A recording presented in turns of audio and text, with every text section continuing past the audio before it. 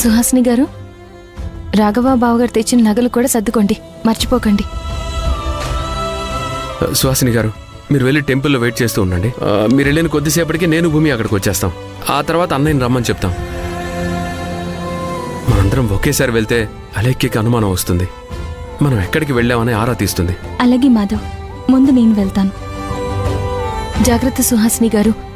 మీకేదైనా ఆరోగ్యం బాగోలేదు అనిపిస్తే వెంటనే నాకు కాల్ చేయండి. అలాగే భూమి.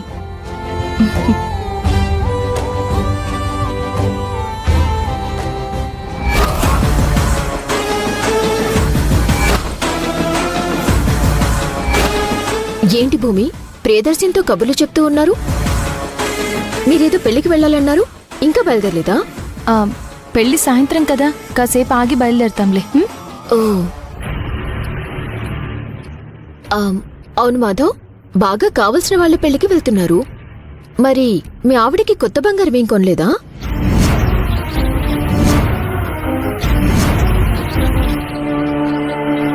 ఎందుకు అలేఖ్య? ఇప్పటికే చాలా బంగారం ఇంట్లో ఉంది కదా. ఎక్కడికి వెళ్లాలన్నా ఆ బంగారం పెట్టుకుంటే సరిపోతుంది. ఇలా ప్రతి ఫంక్షన్కి వెళ్లేటప్పుడు కొత్తగా బంగారం కొనుక్కుని వెళ్లాలా ఏంటి?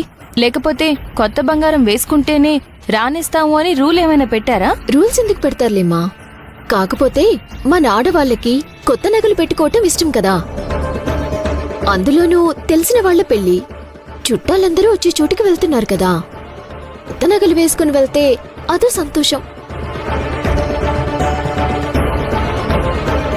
అందుకని మీ ఆయన నీకోసం ఏమైనా కొత్త నగలు కొనిచ్చాడేమో అని అడుగుతున్నాను. ఇంట్లో మనిద్దరం కోడళ్లున్నాం. ఇంట్లో వాళ్ళు ఏం కొన్నా మనిద్దరికి కలిపే కొంటారు కదా. నాకు విడిగా నీకు విడిగా కొనరు కదా. ఈ చిన్న లాజిక్ ఎలా మిస్ అయ్యావా లేఖ్యా? ఈ ఇంట్లో ఇంకా అలాంటి పద్ధతులు కూడా ఉన్నాయా? ఎవరిష్టం వచ్చినట్టు వాళ్ళు నిర్ణయాలు తీసుకుంటుంటే అవన్నీ మర్చిపోయారేమో అనుకున్నాను. ఈ ఇల్లు, ఇంట్లో పద్ధతులు, ఇంట్లో మనుషులు ఎప్పటికీ మారరు. అందరం కలిసే ఉంటాం, కలిసే అన్ని నిర్ణయాలు తీసుకుంటాం.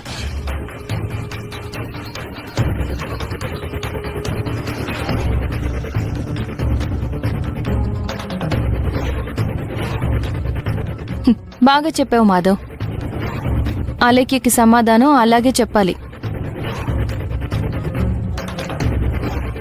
నువ్వు ఇక్కడే ఉండు, నేను ఇప్పుడే వస్తాను. ఇంతకీ బావగారు తెచ్చిన నగలు ఎక్కడున్నాయి? నేను చూస్తాను.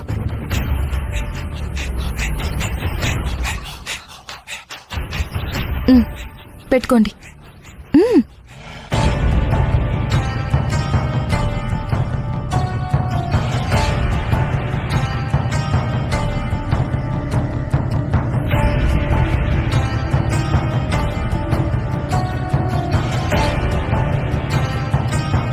ఏంటన్నా టెన్షన్గా ఉన్నట్టున్నావు? అవును మాధవ, సుహాసినికి ఇన్ని సంవత్సరాలు నా వల్ల అన్యాయం జరిగింది. ఇప్పుడు తనకి న్యాయం చేయాలని, నేను పెళ్లి చేసుకోవాలని నిర్ణయించుకున్నాను. కానీ ఎక్కడో తెలియని భయం.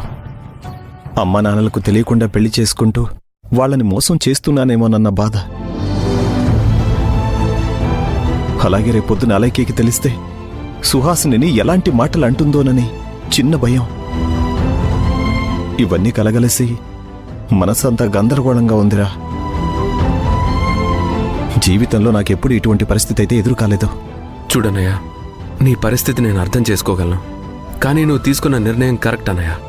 నువ్వు తీసుకున్న నిర్ణయం కరెక్ట్ కాకపోతే నేను భూమి నీ వైపు నిలబడే వాళ్ళమే కాదు. నువ్వు అనవసరంగా ఏవేవో ఊహించుకోకు. అమ్మ నాన్నలకి ఈ విషయం తెలిసినా నీ పరిస్థితిని అర్థం చేసుకుంటారే కానీ అపార్థం చేసుకోరు. ఈ అలేఖ్య విషయం అంటావా? అలేఖ్యతో నువ్వు పెళ్ళైన దగ్గర నుంచి ఏ రోజు సుఖంగా ఉన్నావు చెప్పు? అంతేకాదు, తనకు నువ్వు చేసింది కరెక్టే అనిపించినా సరే తను ఒప్పుకోదు. అంత మూర్ఖంగా ఉంటుంది. తన గురించి నువ్వు పెద్దగా ఆలోచించాల్సిన అవసరం కూడా లేదు. ఇప్పుడు నేను నీ దగ్గరికి ఎందుకు వచ్చానంటే, ఇప్పుడు నేను, భూమి, సుహాసిని మేం ముగ్గురం ఇంటి నుండి ముందే వెళ్ళిపోయి గుడిలో నీకోసం ఎదురు చూస్తూ ఉంటాం. నువ్వు మనం అనుకున్న ప్లాన్ ప్రకారం అక్కడికి వచ్చి, అలా కాకుండా ఆ ప్లాన్ అంతగా వర్కౌట్ అవ్వదా అని నువ్వు అనుకుంటే ముందే నువ్వు బయటికి వెళ్ళు. ఆ తర్వాత మేం బయటికి వెళ్తాం. అందరం కలిసి ఒకేసారి వెళ్తే ఖచ్చితంగా అలేఖ్యకే కాదు, అమ్మ నాన్నకు కూడా అనుమానం వస్తుంది.